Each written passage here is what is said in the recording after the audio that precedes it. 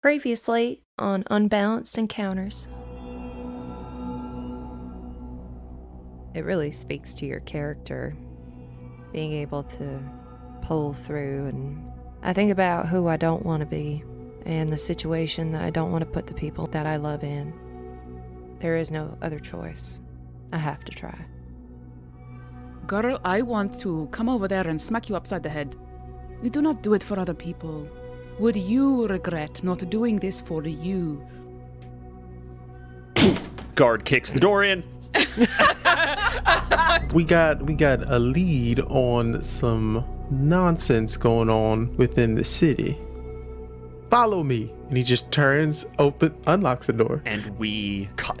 Alistair takes a step back, reaches for the glaive on his back, and blood-red vines burst out of his wrist, and we see someone step out of the shadows. He is wearing mahogany-colored splint mail underneath blood-red vestments. You are all always destined to lose this war. It was foolish of you to go against the whims of the Empressar. Collect all of your things. We need to leave here. Does anyone actually know where we're going specifically? Well, I had a dream.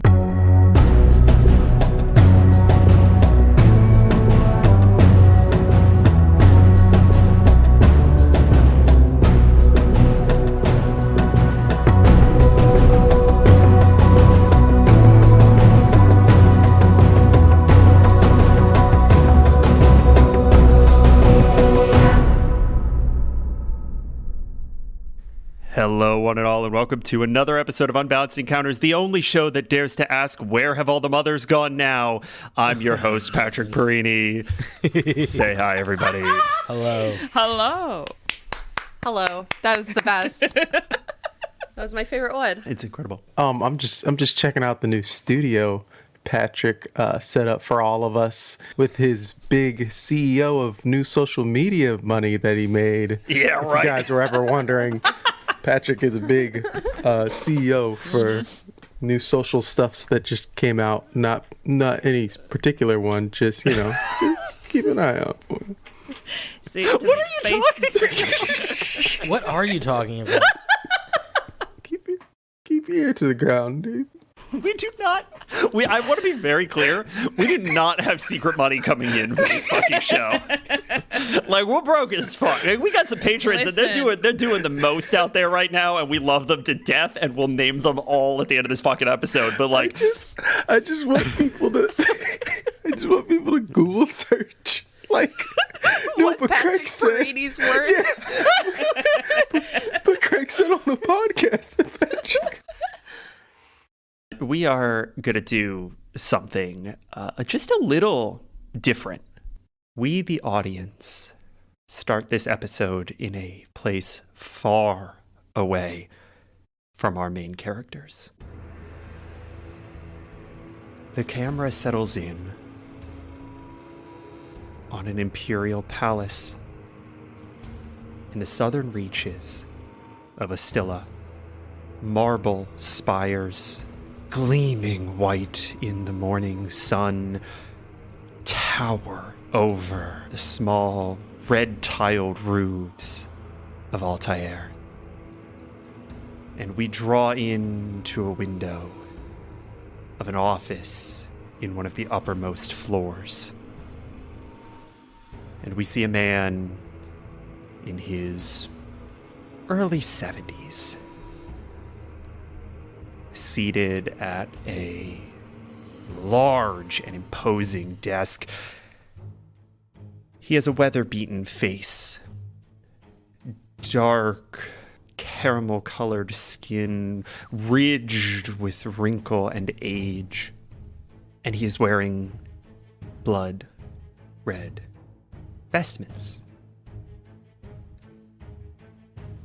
He is poring over books, maps, ledgers, until a knock on the door. Come in. Whatever it is, make it quick. And the door opens on a young man. Perhaps in his early 40s, but in fit shape and clearly a man who takes care of himself. A half-orc. Blue skin. Small tusks. Well-coiffed hair. Blood. Red. Vestments. Yeah, Excellence, I have an update on Operation Blue Beetle that I thought might be interesting to you. Of course it would be interesting to me. You're interrupting me in the middle of some work. Could you please get on with it? Of course, Your Excellence. Not a problem. I wanted to let you know that we succeeded in apprehending one target. That is some of the good news. The bad news is that the Lord Governor got away. He has gone into hiding. My sources tell me we will likely be able to track him down. Our asset has gone into hiding as well. We're not sure where. When will these Agravarian imbeciles realize the futility of their actions? And the half-orc gives a deferential, if vague, gesture. You said there was other good news. Go on. Yes, sir. There has been a development. You see, the automaton for Project Rally has been found. And I believe we know why he has been unlocatable. You see, sir, he has been discovered without the faceplate affixed to him before being delivered to Rally. And Isaac, I actually need something interesting here. I'm going to ask you real quick for a stealth check, flat. If you have disadvantage from your armor, go ahead and apply that disadvantage. Oh, you got it, bud. I was like, no way I can roll lower than that, and I did. That's a 3. Ooh, incredible. Importantly, Isaac, you remember being seen by the man in red vestments. You were very clearly observed and associated with your compatriots. And I don't think you think anything of that, right? I think that you know you're already on a list with many of them. You know that you're already wanted. You know that you have been publicly associating with them for some time and in prominent ways. I don't think you really consider that. And the man behind the desk snaps his head up, and we catch a glint of emerald eyes. Piercing and defiant, and he says, "That's not possible. Nothing could have removed that magic. He must have had outside help. Was he traveling alone?" The half-orc straightens, pauses for due consideration, and says, "To the best of my knowledge, yes, Your Excellence. He was traveling alone."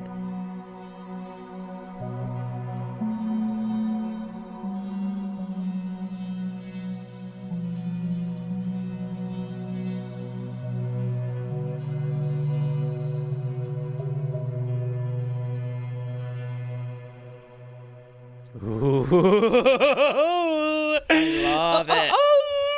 The mystery. I'm gonna cry. It's gonna be fine. It's always, don't even worry about it, guys. We're all invincible. You guys know who It's that fine. is, right? No. Okay. Way back. Remember when we started the game? Mm-hmm. And Isaac was getting letters from somebody? Oh, is it the High Scepter? That's what I'm thinking. The old guy. The 70-year-old. The old guy is the High Scepter. Okay. All right. Okay. Fantastic. Everything's fine. Everything's fine. As the camera pans away from Altair, we join our party 2 days into your voyage into the desert. And for want of a more specific direction, you all have been heading toward a small outpost town that Rami Waldeck indicated would be a good place to quietly resupply and seek more specific information about the northern deserts and where you might find these ruins from June's dream. And on the morning of the second day, when you should be arriving at this location, there's nothing there. Like it's just sand? Mm-hmm. Uh-oh. Can I do a survival check or something to see if there's any evidence of something that used to be there? What is supposed to be here? Well, God, just like everything else we've seen so far, sand. More and more sand. He just turns to Rami like, what the fuck, dude? What's the result of that survival check? 16. Yeah, there's absolutely nothing. I was going to ask if I can dig. Okay, go ahead and give me an investigation check. I will help, June, and I'll just turn my hands into essentially shovels. Give her advantage. I start, splashing sand all over Rami and Isaac as I'm like... That's a fantastic image. What's that roll? 21. On a 21 investigation and a 16 survival, you both find nothing. Not a footprint, not a bug, not a twig, not a scrap of pottery or wood to suggest human occupation at any time. And the sand that Guard is throwing all over you and your hodgepodge little caravan is made of perfect crystalline glass. What if the sand isn't burying things? What do you mean? Like, what if stuff is turning to sand? There would be stuff here. Should we keep going? Well, I mean, nothing here to check on. Everything's gone. Or never was here. Isaac raises his eyebrows because I forgot this is an audio podcast.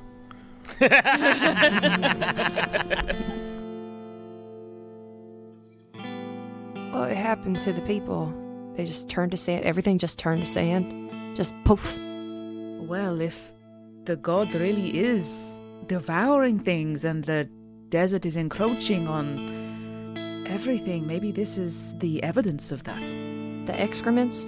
It pooted out sand? I feel like this is almost like, when a spider sucks out the juices from a thing and leaves just a husk. This, right. And Sapphire's going to pick up a big bunch of sand and let it run through her fingers. This is the husk. This is what is left. Can I look at Rami and see how she is taking this information? Go ahead and roll me an insight check, actually. Natural one. She's fine. All right, y'all. Well, we're standing around in a bunch of god shit, and I think we should continue our journey. If they've gotten this far south, I think we'd be more shocked in not finding this stuff if we go further north, but I guess that's our only option. God, does your deity have any, I don't know, special god chit-chat, group chat going on? Do you? Send them was a text. Yeah. Guard has been pushing sand into a little pile and trying to sort of make a sand castle, like a sand bathhouse kind of, but it's really dry and it keeps sort of crumbly. Kind of looks up really quickly. What? I could use the axe to see if there is death nearby, but I don't know if that's how it works. This is not how this item works, and you know that. Yeah. I will conceivably let you do something fun here. I will let you make the better of an insight or an arcana check at advantage. Let's do insight. Guard doesn't know anything about math. That's a natural 20. Oh, nice. Guard is going to take out the cleaver of mortal coil. He is going to slam it and sort of grind it into the sand. And he is going to attempt to activate it. And then as that little eye socket kind of appears, he's just going to look through it and see what he sees as he looks at the desert through the eye socket. Guard, you see the threads that typically tendril out from the bottom of this axe probe at this crystalline glass, searching for souls, searching for bonds to the hereafter. And finding no purchase, they dissolve into the sand. If there was any death that had occurred here, it is pretty safe to say it is as if they had never existed. And Rami sort of shakes her head and she says, I'm sorry, I must have been mistaken. I don't know what I was thinking. I have been through this corridor so many times. There's nothing here. I don't know what I could have...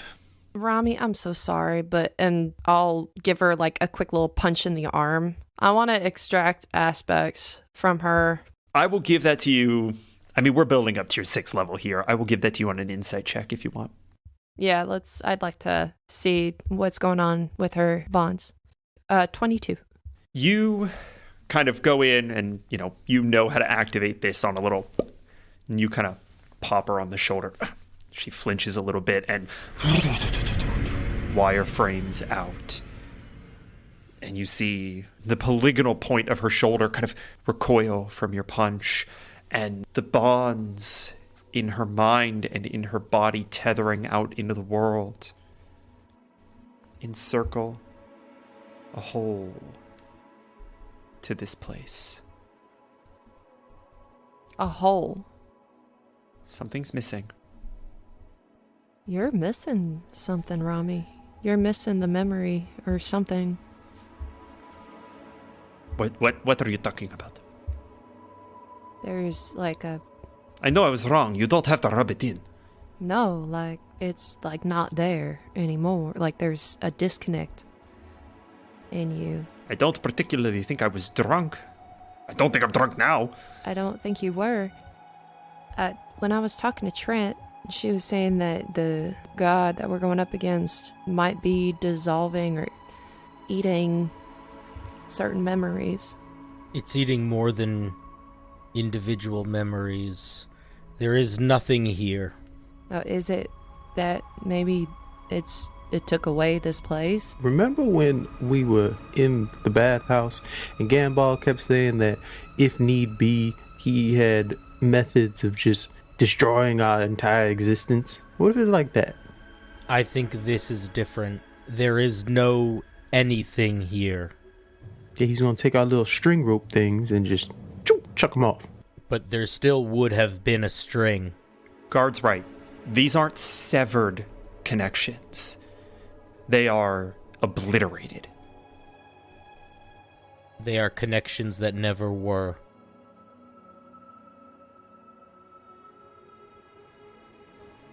But they were. They just now not were. Yes. They used to were. And when you say that, Isaac, we are going to drill in, and I want to go around the table one by one. And as you're contemplating the metaphysics of this fucking problem, I want to know what each of you are immediately scrutinizing. Because the most natural thing in that moment would be to reflect on your own memories and assure that you still have them. And I want to start with Isaac. Isaac, what would you go to if your memory was being called into question to ensure that it was still stable? Oh, God. Definitely the creation of Raleigh, just the founding of Raleigh, who he founded it with, because he hasn't seen them. He hasn't seen his friends in a while. We take a momentary flash back to the first night under the Elderwood canopies in the midst of one of the worst storms that the three of you had ever encountered in your lives. And most of it plays out as we're familiar with. Most of it plays out with Isaac finding this canopy of trees, this momentary dry spot, Dale following shortly behind to ensure that it's safe. Something is different. Katarine is struggling more than we've seen her struggle in the past, and Dale, occasionally has to help her move through the space as she now not only has one arm and one eye, but is missing her right leg up to the shin.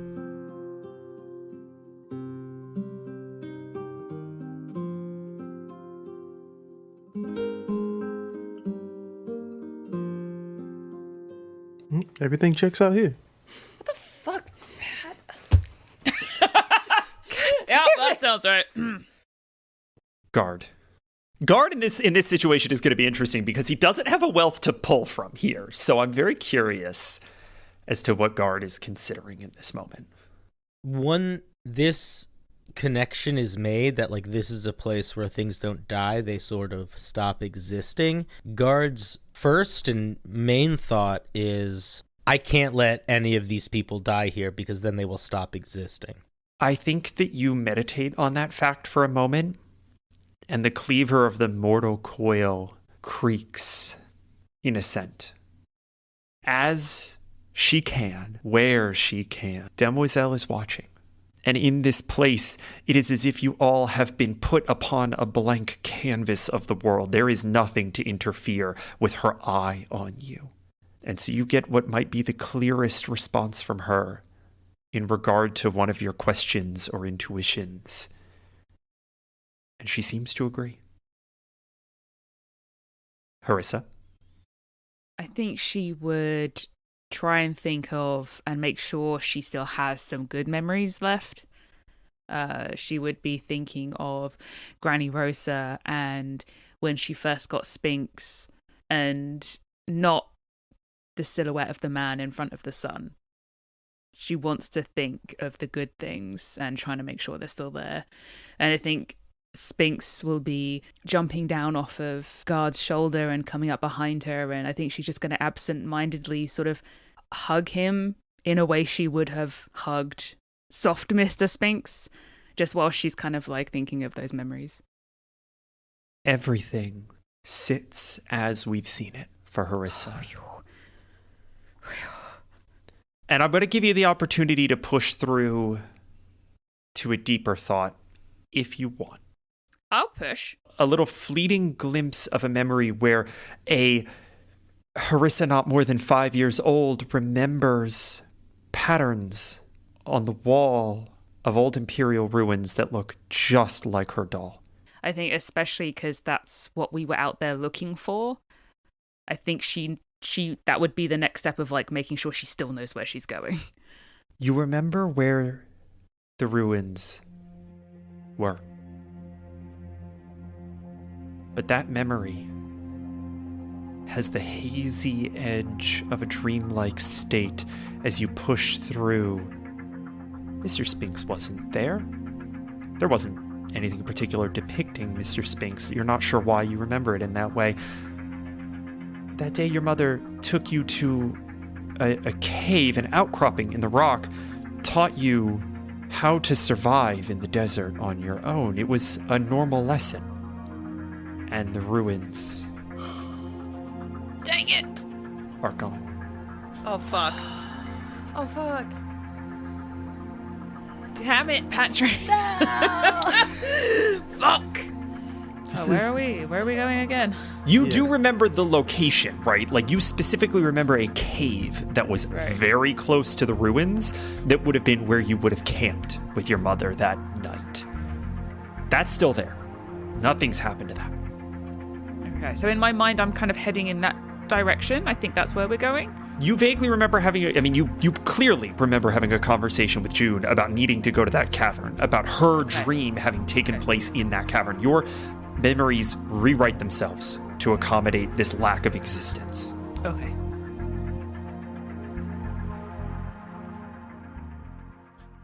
June.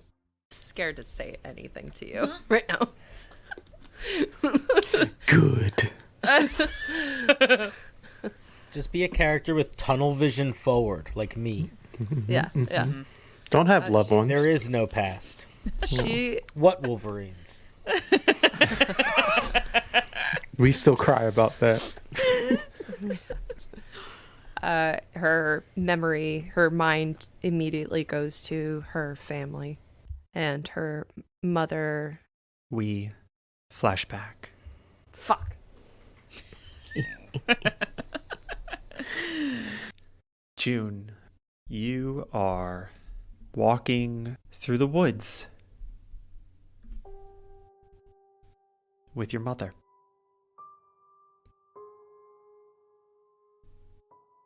And she has in her right hand your bow staff tucked under her arm, leaning against it. All right, Juniper, let me hear what you remember. What do you do if you find yourself alone in the woods at night? I run up a tree. I get real high. Very good. Very good. And I wait. And what happens if things don't seem like they are supposed to be? What do you do if your mind starts playing tricks on you in the dark, darling?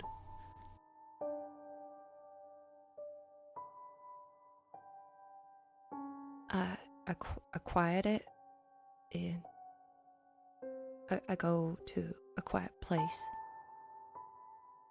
and try to see what is actually there. I want you to do that for me now, Juniper.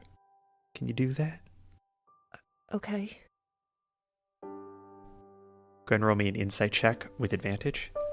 The highest one is a 19. You see her take her weight off of the bow staff and set her right leg down, drop to one knee, put her hand on your face.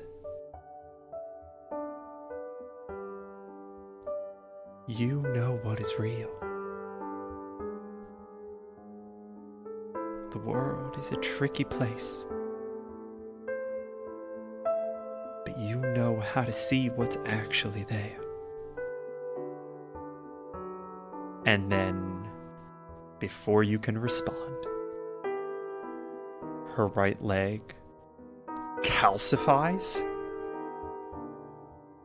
cracks, and collapses into dust, and she sinks slightly. Oh,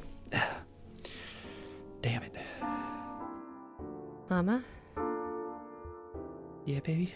I'm alright. Mama's fine. She leans against the bow staff and holds herself back up.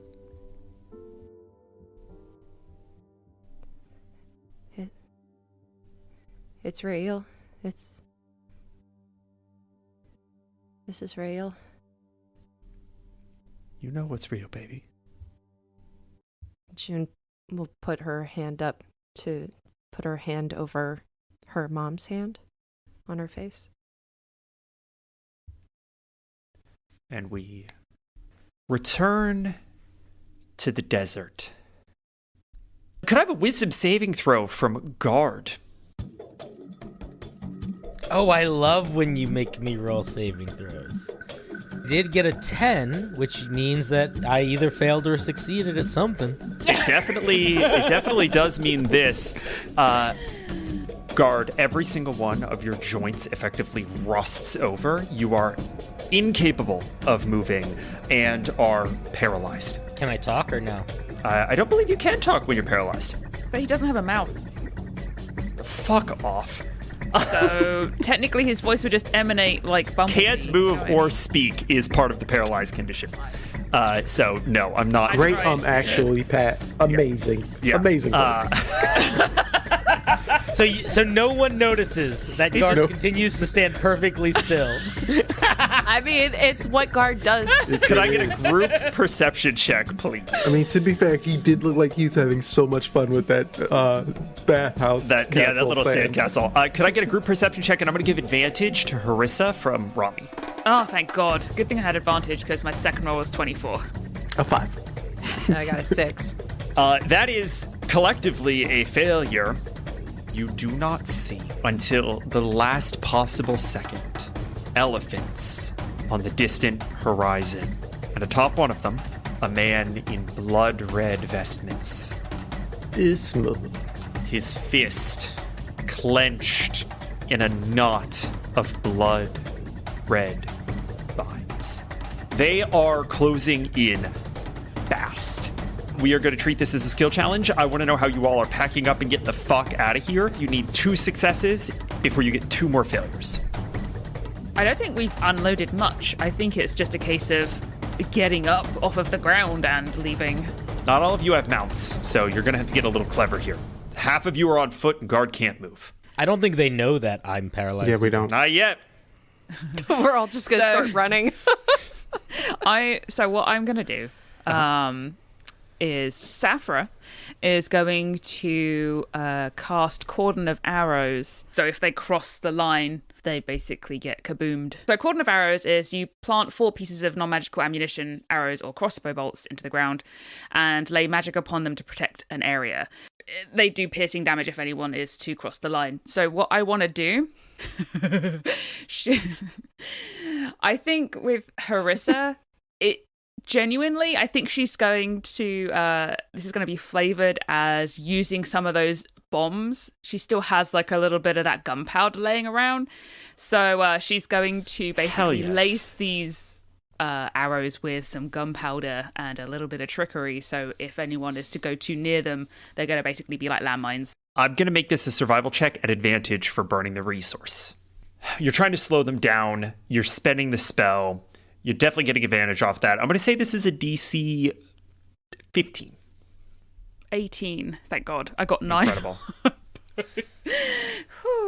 Okay. Yes. All right. That's 1 success. We need 1 more. Spinks is going to head up to his mount, which is guard, because she's been riding him this whole time. All right, guard, let's go. And he's going to jump on guard's shoulder and get his parasol out. Just so he's shaded. Fucking parasol. Guard, come on. Of course. Yes. Come on. That's it. Come on, go. And he's going to kind of like dig in his heels like spurs. Safra! God isn't moving! God! And that's going to be his turn. I want to use CJ and possibly Thunderous Smite to have the sand blow in a mini like distractive storm of sorts. Go ahead and give me an athletics check. I think I am going to ask you to make that flat, though. I don't think I'm going to give you advantage for the spell, but I will say that this is going to be a DC 17 to whip up a big enough storm to obscure your party here. Okay. I've been rolling great so far all session. It's been great. So. You're eventually going to get to something good. It's 15. No way to juice it? Can I? No. Support Anybody? in any way? No. CJ's helping. Nope. I'm sorry. CJ can't give the help action. All right, that's our first failure. Can I take a look at Rami? What is she doing?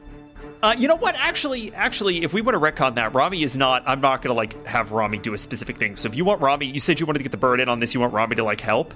Yeah. We could retcon that in to give advantage on that. So why don't we retcon in that she can give advantage? So I think if you're getting the bird involved, Rami is kind of whipping up some sand as well. Go ahead and roll that athletics check again. Come on. Chocobo, do your stuff. 19. Okay! Yeah, there we go. Yeah, buddy.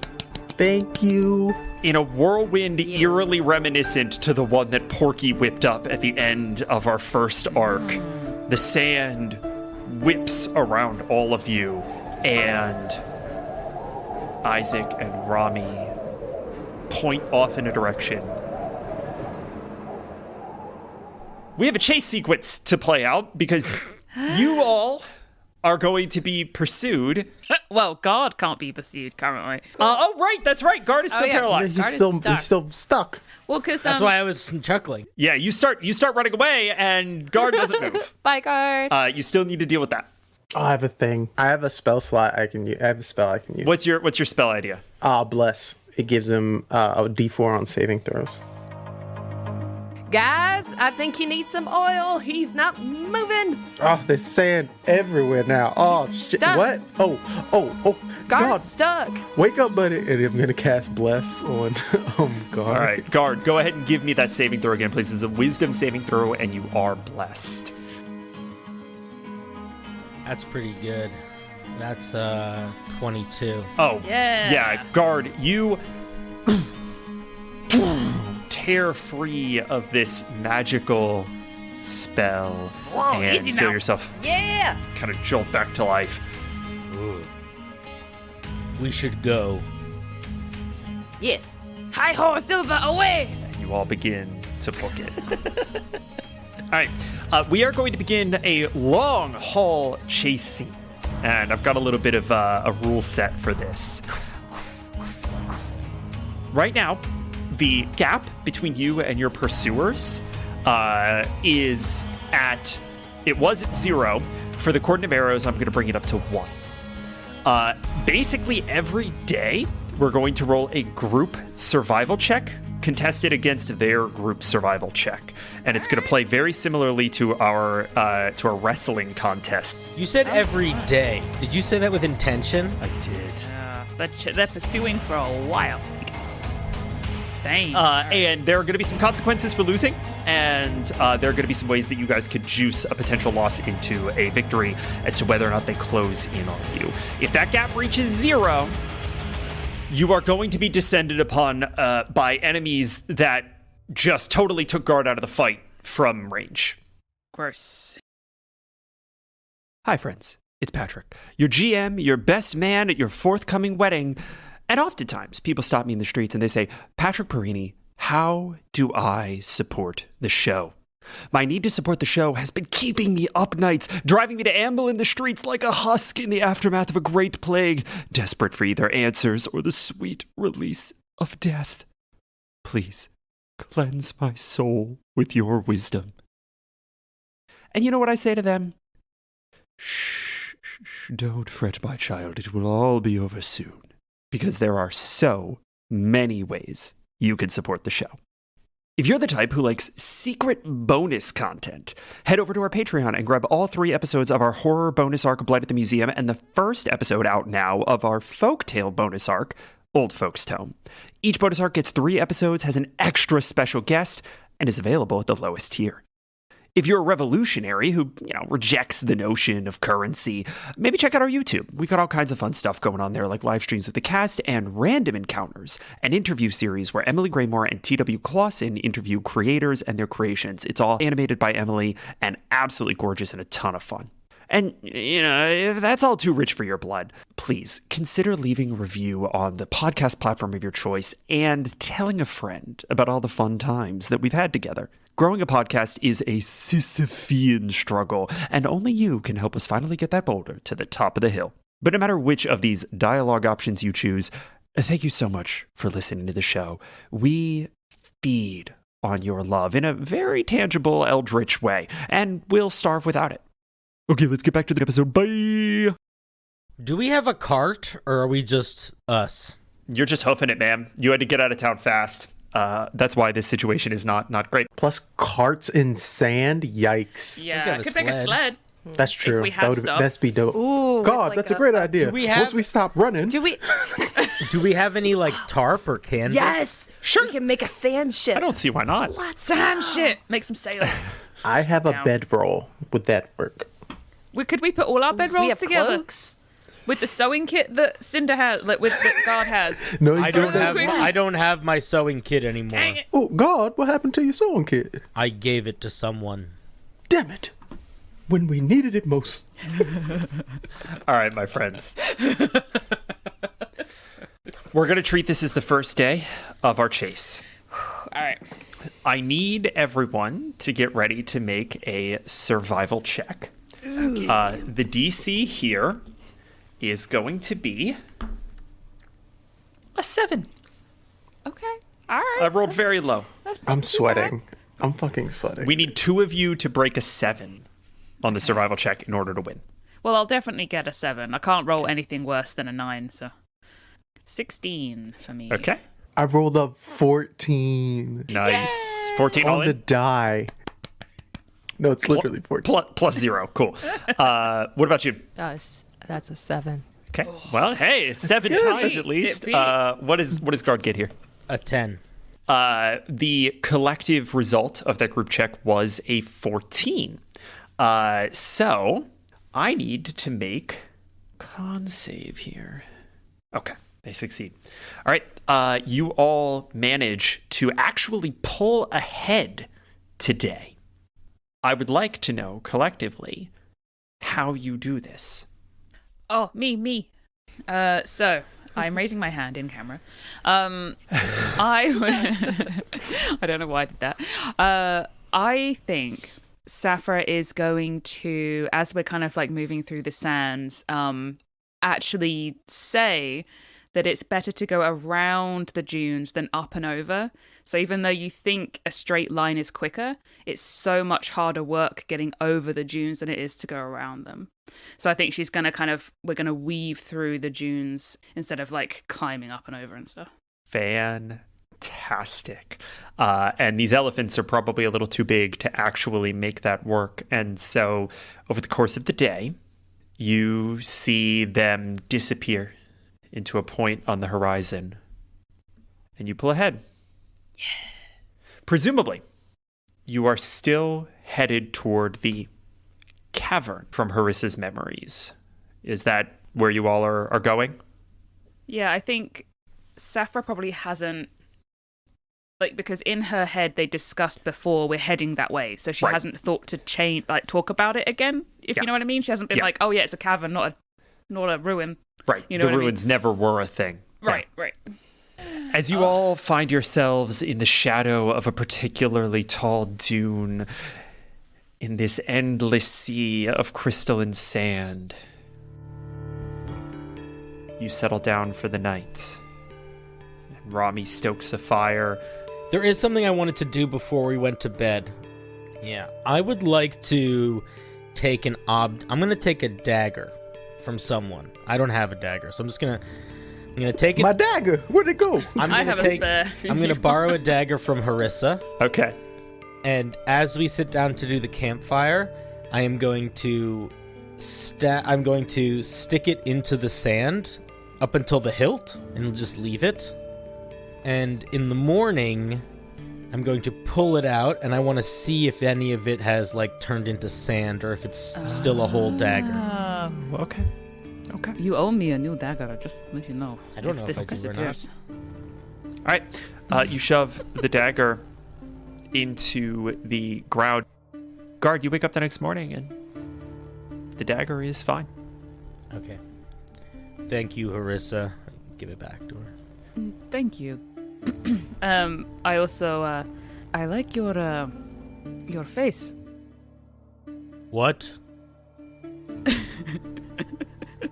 I just... Oh God, she's flirting again. In the early hours of the morning, as the sun rises, you start to see on Guard's face a very crudely drawn chalk smiley face that has appeared overnight. Amazing. His face is literally made of slate right now, so it's perfect for chalk.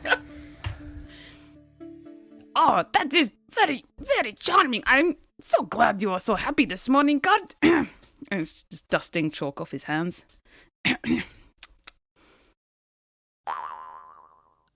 Anyway, let's go. I love that so much. Guard looks at Harissa and Spinks confused and then sort of like settles into the compliment and it just accepts it. That's king shit. Dumbest night that we've ever had on this show. No, it was Yet, perfect. It was yet, perfect. Patrick. Yet. We have many The miles desert- to go the desert before is we consuming sleep. us. Exactly that. That's exactly what it was. All right. I need another group survival check. You are looking for a DC. Ooh, that's a little tougher this time. I believe it's 14. Oh, shit. I failed. You failed. Yeah. I also failed. I rolled a 2. Well, I did pretty good. I got a 14. We have a 14 on the board, so it's all down to Isaac. What do you get? That's a 15. Boys. Shit. Okay. All right. Yeah, even with my +9, because I rolled a 2, I was like, ah, shit. Oh no. You have Plus a nine? +9? Jesus Christ. Yeah, so I survived. That's why I started Incredible. sweating. I'm like, if you fail. Yeah, I know. Okay. You all spend the day getting ahead. I think that night, Isaac will ask Saffra, like, seeing as how we have a tail right now, do you think it wise to head into a cavernous area with... Do you know of any exits or routes we could take to get out, or anybody nearby that would assist us? From memory, is it, DM, sort of like quite once you're in the cave, it's sort of like a series of tunnels and caverns and things, or is it just like a one big hole? Is it like a cave system or just a cave?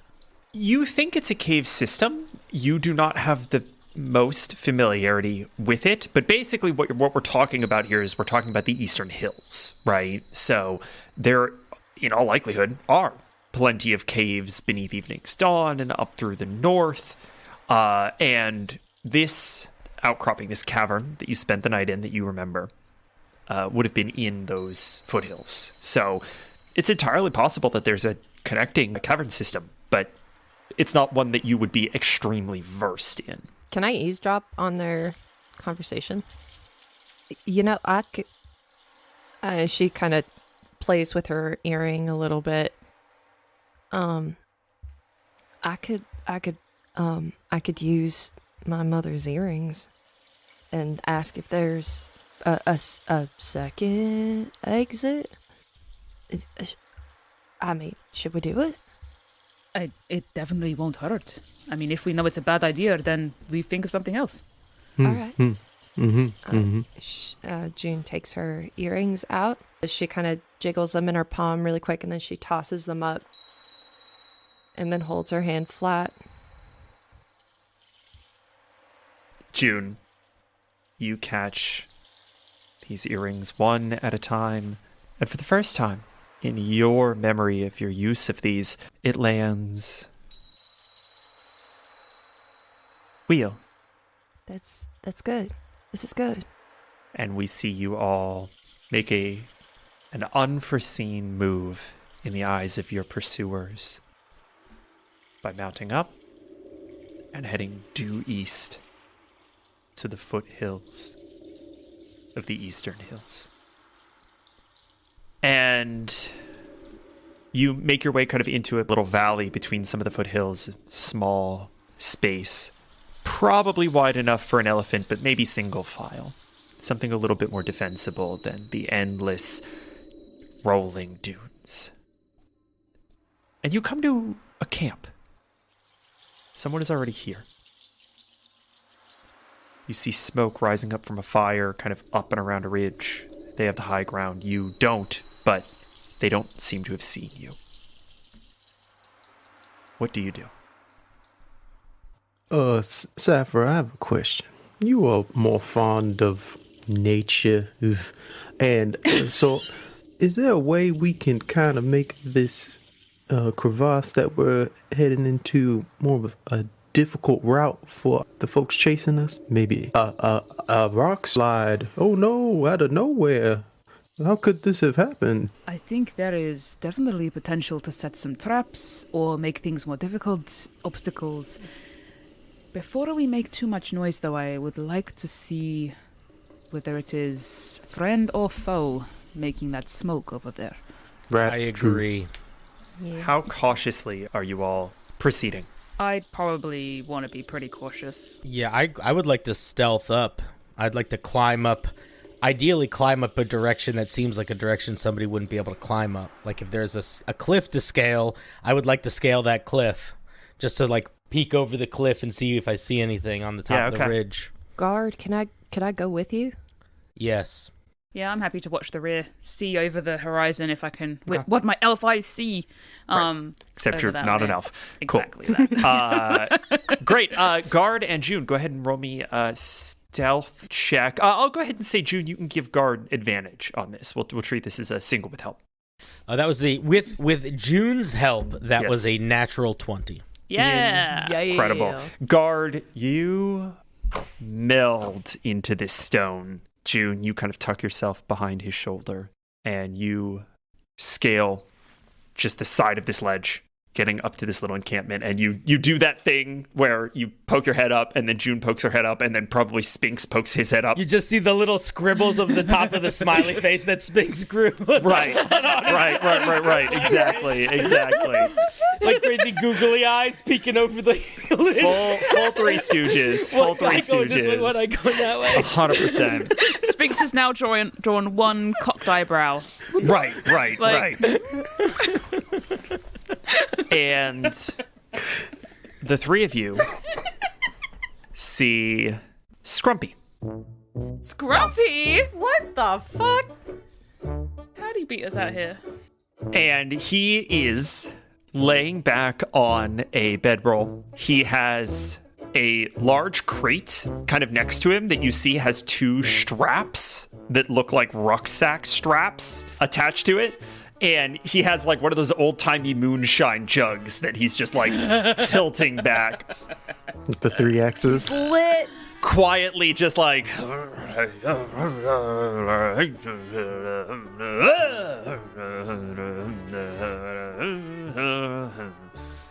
What do you do?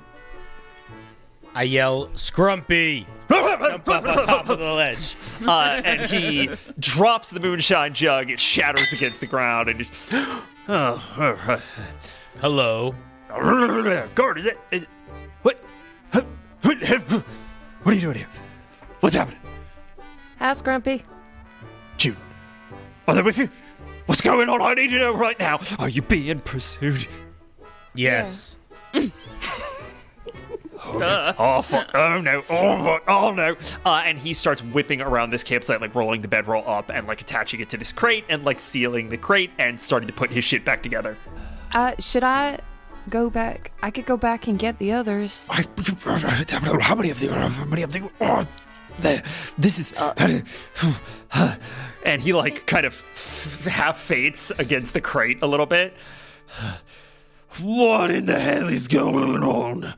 Oh, we're being pursued by folks on elephants. And you led them straight to me?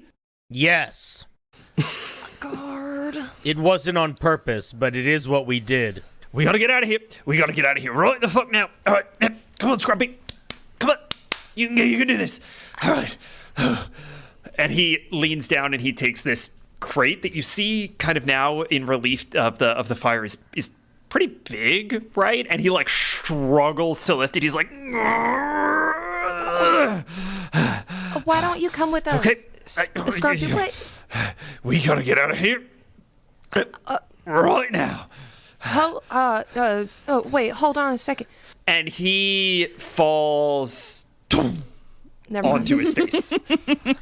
And Pick him up. the crate, as he falls, the crate kind of opens up. It looks like it's been opened and closed several times. It kind of opens up, and you see dozens of little glass vials Can I... scatter across the ground. I was going to say, can I try to use my reaction to, like, catch him or Yeah, why start not? to Go ahead and give me make an less athletics damage check. happen? Athletics check. It's a 23. Yeah, he like hits the ground, but you like get your hand in under the crate a little bit. You kind of like lift him back up, and you see the crate kind of opens and a vial or two rolls over his shoulder. You kind of keep it all in, all contained. All the glass kind of jangles through. Yeah, Scrumpy is passed out. What is this? I think isn't this what he uses in Scrap's Barilla? Resin or something? Isn't this? Doesn't look like resin you've ever seen. It is way too thin. I'm going to stick my head over the side of the cliff. It's Scrumpy. Guard, when you poke your head out over this side of the ledge to where Harissa and Isaac and Rami are waiting, you hear echoing throughout the cavern. You have tripped Scrumpy's alarm spell. I love how the alarm is just his voice. And he's drunk. Fuck's sake. Well, they know where we are now. Do you want to come up here, or should we bring him down? Is he drunk? Yes. I got something for that. He's passed out. Not for long. Rami, laugh with me. Why are we laughing, Isaac? I don't understand. Just go with it, damn it. All right. I could play a bit of part. It's fine. Okay. We should probably get up there. Yes. Let me climb up this cavern wall with my one arm. You have 2 arms now. We bought you a new one. Can this thing climb? We bought you a new one. All right. Let's try it out. Why not? I would like to see if Saphra can try and find the source of this annoying alarm to try and silence this thing. Go ahead. It's just going off. We don't Like know where when the someone's snooze car button alarm is. is going off at like 2 a.m, you're like, fuck's sake. I'm just gonna go ahead and give this to you. You guys get up there. You spend a few seconds. I mean, the spell only lasts for 10 seconds anyways. You spend a few seconds and like find like a rock on the ground by where Guard had tipped his head over. It is the source of the sound. You huck it off into the distance, and it silences as it whips through the air. It's got a little red light on it. Robbie, you want to see something funny? Yeah, I mean, of course, Isaac. Why not? He hoists Scrumpy up from his sleep, winds back, and just and it's a crack that you can hear through the cavern how loud it is. And he gives him 5 points of healing to cure him from poison. Isaac, God, June, what are you all doing here? What's happening? Ooh, look at that. It left a mark on his face. Just my hand. Scrumpy, how did you get here so quickly? How long have you been here? I'm not really sure. I remember that there was the guards outside my room where they left, and something was happening in the palace. I don't really know, and I had been working on this. He thumps the crate. This case of sap, and Case of what? sap. This is one of the loads from Raleigh that they've been having me work on. So why is it here and not in Agrabah? I mean, I'll be honest, I didn't know what was happening. I didn't really trust it in the hands of the Lord Governor, let alone anybody trying to kill him. Wise, honestly. I figured I'd take off. Where were you going? Home? To Raleigh? No, I wouldn't have been able to make it that far that quickly. My mother's home. I was born in these hills. Interesting. As he's still holding Scrumpy, hold on, y'all. This could be one of those mirages I've heard about. Might have to check to make sure it's real. And he's gonna walk over the cliffside with Scrumpy. Isaac, what is this? What are you hoping to accomplish here, Isaac? Isaac, You're not bullshitting us, are you, Scrumpy? Isaac, this sap is pretty heavy in the wrong direction. Then this would be real unfortunate if I let go of you and a magical explosion of magic happens. Yeah, that probably wouldn't be too good. Isaac, I'm not a mirage. So why didn't you choose to tell anybody about you heading out? What was there to tell? Everybody was gone. They were holding him captive anyway. He was basically a prisoner. The Lord Governor's not the biggest fan of mine. Why is that? Let's just say that I did not have the best relationship with his father. Okay, we can trust him. He pulls He's on our side. I never really wanted it to come up. And rallies, as Isaac so often said, a place for people to find new beginnings, leave their baggage behind. I was hoping to do just that. I used to be pretty good at working with sap. I used to be very good at working with runes. What are runes? Runes are magical channels. They're the filigree through which divine magic flows. Ain't none of you ever looked up close at a lizard? Like me? We do match somewhat, don't we? That's how the old empire back before discovery of sap, used to channel magic. They would foster their relationship to the gods and to nature and funnel it through the runes. Tau magic's always found in nature. And if you clear your mind, think like a lizard, you can just about make it out. Can I do insight on myself? Sure. I love that. I love for you. those. That's my favorite. To be Those are my honest- favorite insight checks. Audience, make sure that you're rolling insight on yourself sometimes, just to check Yeah, in. you know. Check in with yourself. Check in with yourself. Make sure everything's copacetic. We'd also like to thank Gooder Health sponsoring. Gooder help.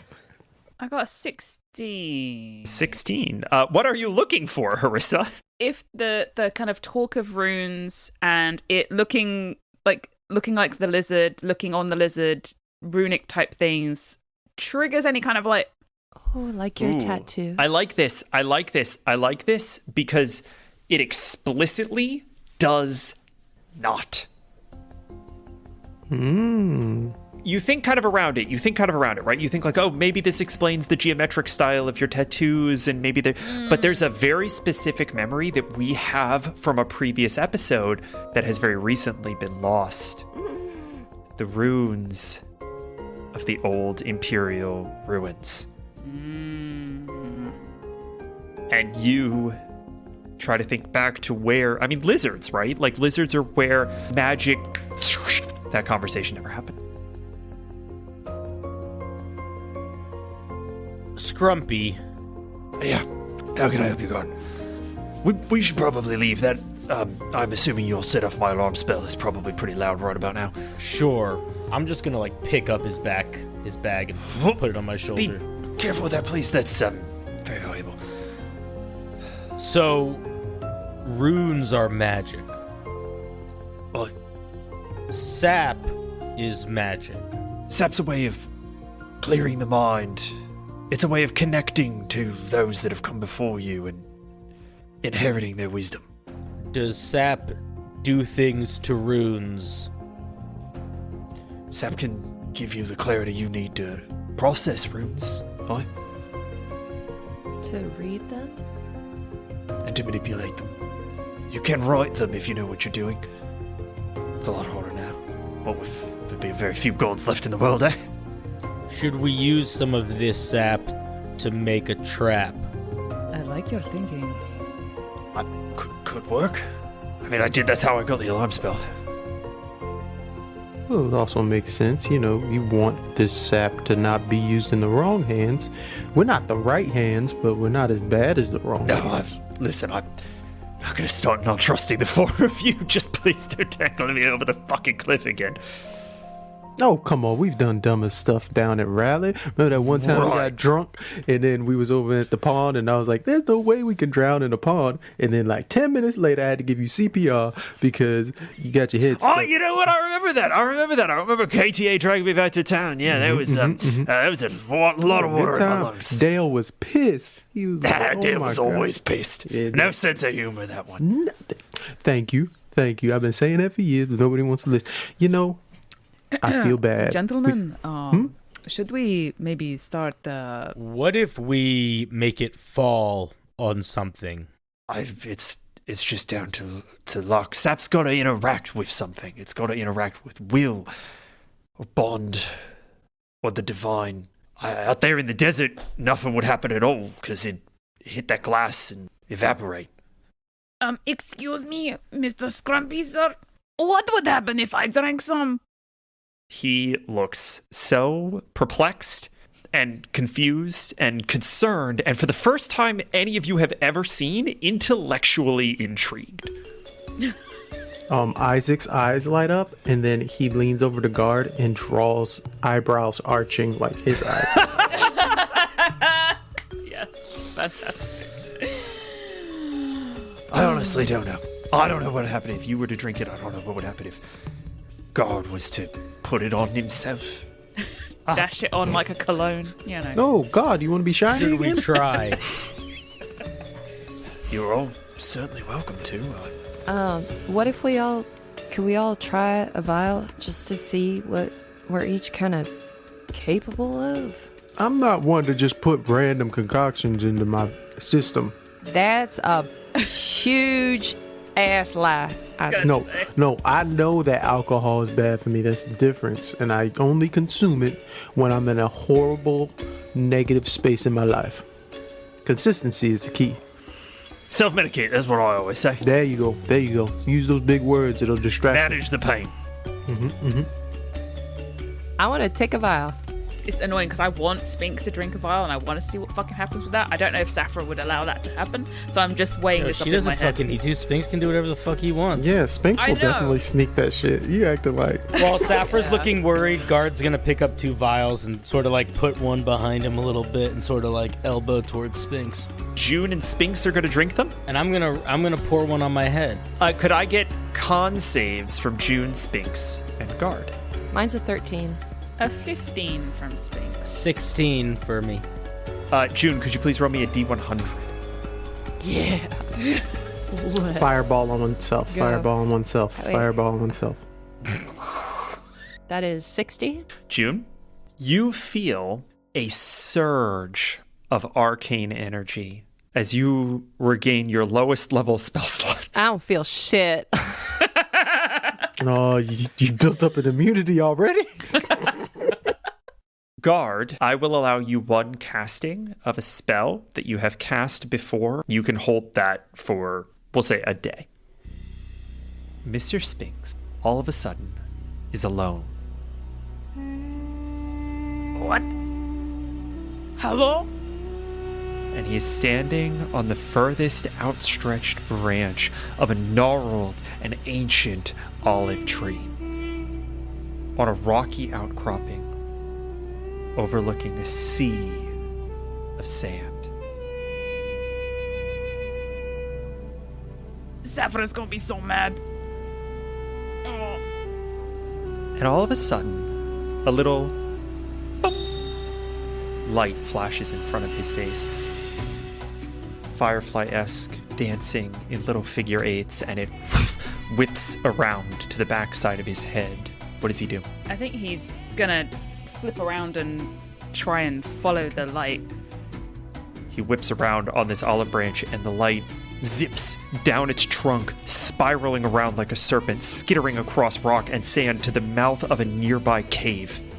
And in a moment of perfect clarity, he sees a red line follow this cavern system straight to the mouth of the cave of Harissa's memories. Harissa will have advantage on survival checks for the rest of this encounter. Thank God you might not die. I want everyone to know that in real life, like, Spink's eyes have completely dilated. Isaac starts rubbing his hands together. Hold on, I know just what to do with this. And then Sphinx comes back. What? Hey, what? What are you about to slap me? No. Yeah, Mr. Sphinx, did you see the path? You saw the line? Yeah. How did you? I think that's how I got here. Wait, what? Saw what light? A line, not light. It's hard to explain. It's an instinct thing. You gotta think like a lizard. It's hard to explain. Yeah. Just think like me. It's fine. Rami, I feel like we've been leaving you out. I have no idea what's happening here, Isaac. I'm just along Maybe, for the maybe ride. we should stop back. Maybe you want to talk about How the much do you think backstory. these vials you know. sell for in Altair? Let's ignore that. Let's talk about you. What about your parental life? Your mother, is she around? You know what? Both of my parents, unfortunately, left me with an inability to ignore the debt you owe me. It's a congenital thing. All right. Mr. Spinks, lead us on our way, since we can't have any fun around here. This way. You know, like a tour guide with an umbrella up in the air, like, follow me. Sphinx leads you to the mouth of a cave, and you all take another long rest. Guard is going to wait till it gets a little bit quiet and until the, we're all sort of resting up, but not quite asleep yet. If I have one casting of a spell for the next 24 hours, I want to cast it tonight. Would each of you like to ask the Empressar something? what gods gave them the most difficulty in slaying? Why were they so afraid of the Tanin? Why do they think they killed all the gods? Guard, what does this look like? Guard is going to sit listening to what everyone said, and he's going to sort of just like settle into the sand. And as he does, his armor is going to kind of go a little slack, almost as if, imagine that the inside of the armor is held together with like these sort of ethereal tendrils all sort of holding it tight. They all kind of just loosen. And for a moment, Guard's head stays affixed in the same place, but the rest of the armor almost becomes like a pile of ceramic armor more than a humanoid creature shape. And Guard is going to attempt to cast Contact Other Plane and reach out to the Empressar, because he cast that spell once before in the bathhouse. This is a DC 15 intelligence saving throw. So I have a -1 to this. I want to be extremely clear here. If this goes poorly for you, I'll be crazy. and you go crazy for the night, that is going to have repercussions beyond strictly what is written on this page. Listen. I bought the ticket. I'm taking the ride. Let's go. I also have inspiration. Don't tell me if I need it yet. I'm going to ask my team. I rolled a 13. Should I use the inspiration to see? Well, it's a 15. Oh, it's a 15. It is. I know that it is. Okay, yes, I definitely have to use the inspiration. I forgot. I knew what the saving throw was. Guard enters into a space where he tries very faintly to remember what that felt like when he pushed past like the bounds of reality in that weird bathhouse space. But this is not that space. And Guard was so much more connected to like primal magic in the afterlife.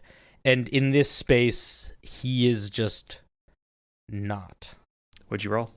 I rolled a 13. Guard. You find yourself in a space. When you connected to your primal magic, the magic of the world, the magic of the gods, it was a fluid, organic thing. Sap isn't organic. It is harsh. It is astringent. It is angular in a way that makes you dizzy and nauseous. And so when you step into this space, your legs are on backwards. You are missing vision from one half of your mind. You cannot move without feeling inverted. And you stumble into this completely empty room. And I need you to make a dex saving throw, please. Natural 1. A fossa, which is a long, cat-like weasel,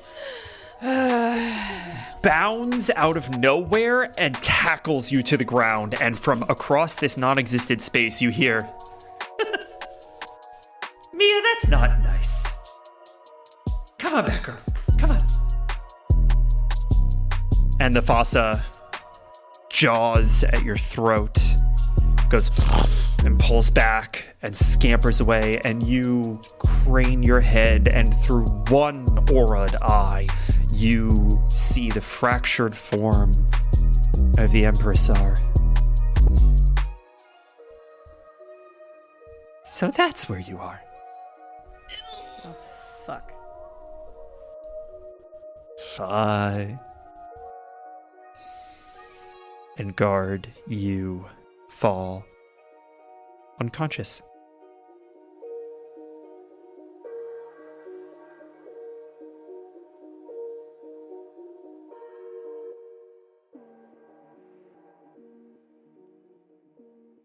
June, I would like you to make me an insight check, please. Right. That was a 5. June misses. Tendrils of bond rooted in the earth enmesh Guard's legs and erupt into the sky above him, totally unseen, as he casts this spell. Oh, I'm sorry, guys. Oh no, it's okay. It was worth it. That backfired. And none of you notice, because only June could have possibly seen this, and June, you don't notice because you are distracted. And you are distracted by the earthquake. I think Isaac would just shield above head, like guiding folks into a safer part of said cave system, and quietly says his goodbyes to CJ as he's probably too big to go down here. You all manage to get through the worst of this earthquake, and in the aftermath, you see that the mouth of the cave has actually sunk in a few feet, maybe 1 or 2 feet, so there's now a little lip that you have to step up over to get to the outside.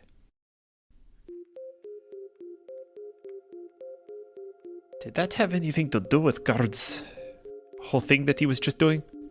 I don't really know with the magic stuff. I'm not really sure what's going on. Nah, we would have seen it. Our eyes are maintain magical essences. All right, we can right, detect right. stuff like that. Yeah. Sure. If you say so, Isaac. I'm going to fucking die out here with you, aren't I? Nah, I'm immortal, so I can't die. So you'll just die alone. You wanted answers to these questions. I'm giving them to you. All right. Can we please try to get a decent night's fucking sleep? I'd like to keep moving in the morning if we're going to do this cockamamie cave plan. This is like a regular Wednesday for us. This is nothing new whatsoever. Genuinely, what the fuck, man? That's not like a normal Wednesday. Listen, you signed up to try to assassinate us and take things from us. Well, now you're on the journey, so enjoy it. All right, you know what? That's a good point. I didn't get anything out of that job. In fact, I got arrested and was probably going to be killed. But hey, I am alive. I have my collateral. I know that I am going to get paid back by you at some point. We're fine. It's going to be fine. See, be more like Scrumpy. And you just see Scrumpy like laid out in the most awkward position. That is a man at peace with his decisions in life. Listen, God will wake up in the morning and everything will be fine. And then we'll go find these runes. Sappho will save the day. We'll defeat a god. And, save the world. Everything's gonna go according to plan. Aha, I like that phrase. And with that, we draw the evening to a close. All right. The next morning, Guard is the first one awake. Just a quick 6 hours later with absolutely no recollection of any of that ever happening. June can kind of perceive bonds between her people. Absolutely. Do the bonds that are around my friends appear any different? Go ahead and roll me an insight check. I got a 21. The bonds between everyone in your group seem very normal. There is one pinned to the back of Guard's neck, going straight up. Guard, can you hold still for a second? Okay. There's something like on. You're connecting to something else, like not within this cave, or maybe it is the cave, and I'm like trying to like swipe the bond away. That's not how any of this works. Can June not, with her like bond abilities, does she learn how to like sever bonds yet? She hasn't yet. We still have Trent's diary, right? Yeah. Do you think? I don't think you ever got it open. No, I know, but do you think there is some clue maybe in there on how to do? On how to do it?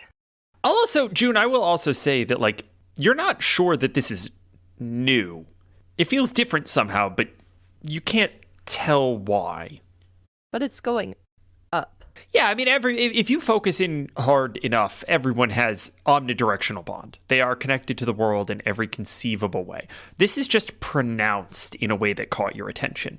Hey, Scrumpy. Yeah, Isaac, what do you need? Do you have, Saffra, do you have that book? Yeah, do you think, Scrumpy, could you open this? Oh, open. Sure. I don't see why not.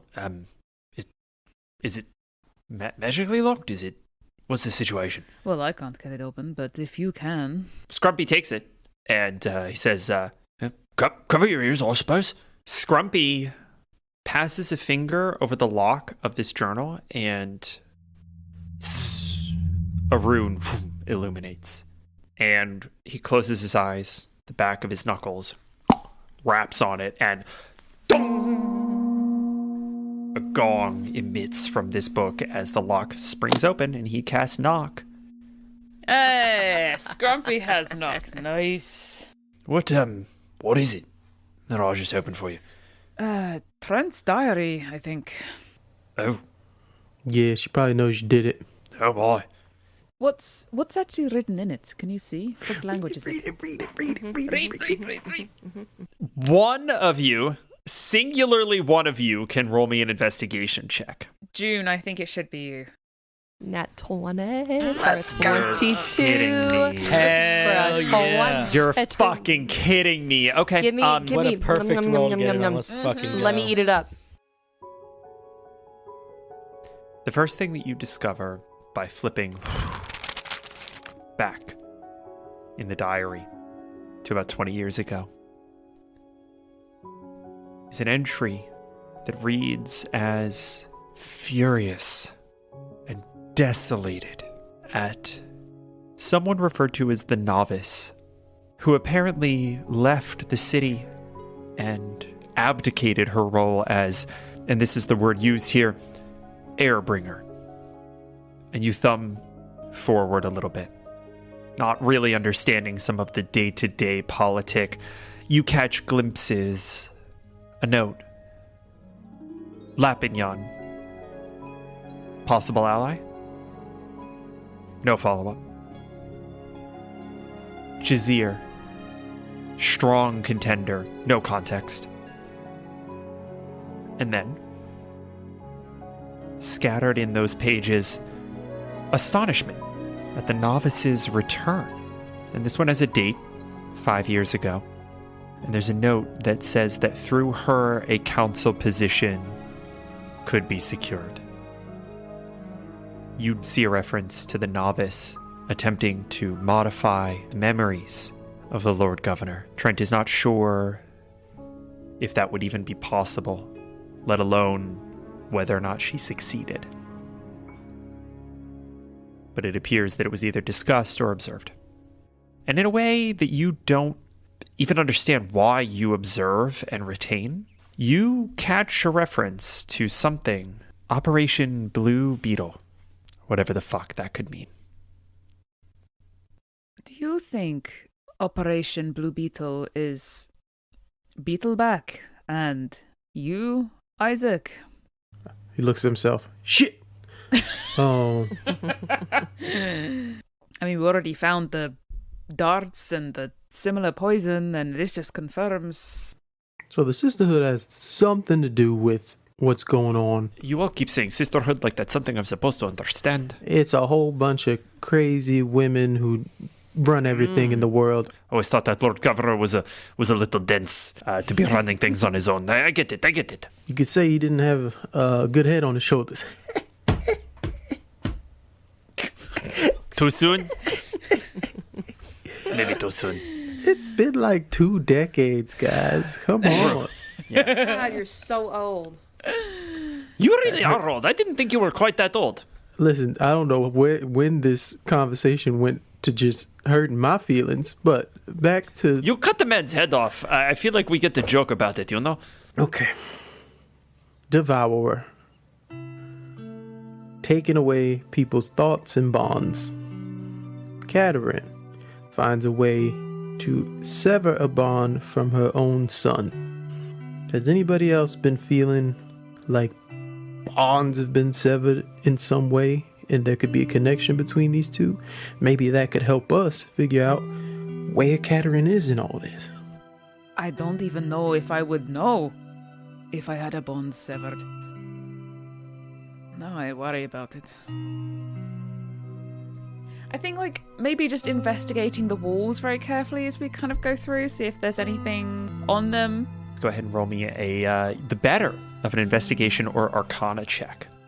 11. Your fingers trace over these cavern walls in waves and swirls that feel distantly familiar, but you can't quite tell if you're looking for it. Are these runes... they don't seem very intentional. Are they filigree of some kind? It'd be a stretch. It's not impossible, but it'd be a stretch. Alright, in that case, no. We carry on. You all make it to the mouth of the cave. It is something very familiar to Harissa. In fact, Harissa, you check around the walls and find a little doodle of Mr. Spinks that you carved into the wall as a 6-year-old. That's cute. You made it. You all made it safe. Potentially followed, but you're very sure that they aren't going to be able to traverse that cave system on elephant back. And who knows whether or not they'll find you or how long it'll take for them to make their way north. After several days of traveling underground, your group emerges to daylight for the first time. If this place has anything to do with June's dream, distantly or otherwise, Katerin may be near. And I am curious as to how you all are exploring this largely empty space.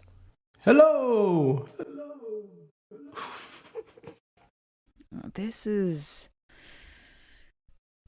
where I think is the closest to where we need to be. Well, this is where it led me. The thing. And Spinks is going to scamper up to the mouth of the cave and just look out. And Sappho is going to look out the mouth of the cave as well and see what is there. You see a silhouette. One arm. One leg. Standing directly in the path of the rising sun.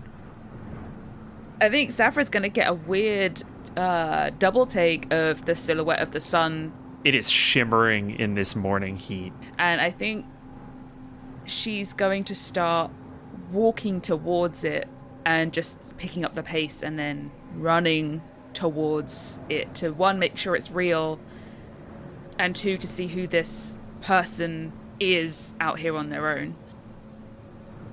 You bound toward this woman who is doing her best to run through desert sands on one leg.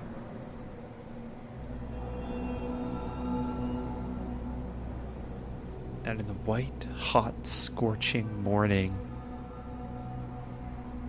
sun reflecting off this perfect glass, you see her collapse into your arms. Her hair has started to gray at the roots. And the fringes of her missing arm are ashy and cracked as if made of clay. Was that Isaac? Isaac? Yeah, June! Isaac! June! I start running. It's okay, don't worry. And she's, I'm gonna start dragging her towards the mouth of the cave.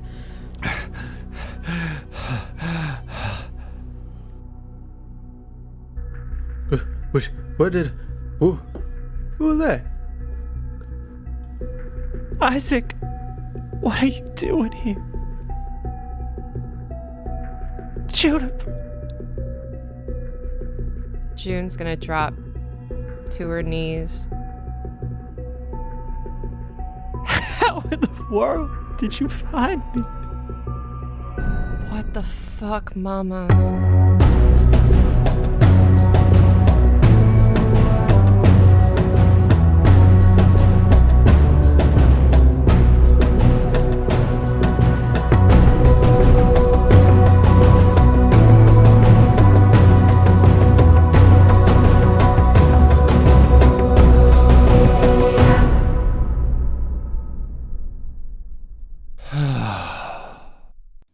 We did it, friends.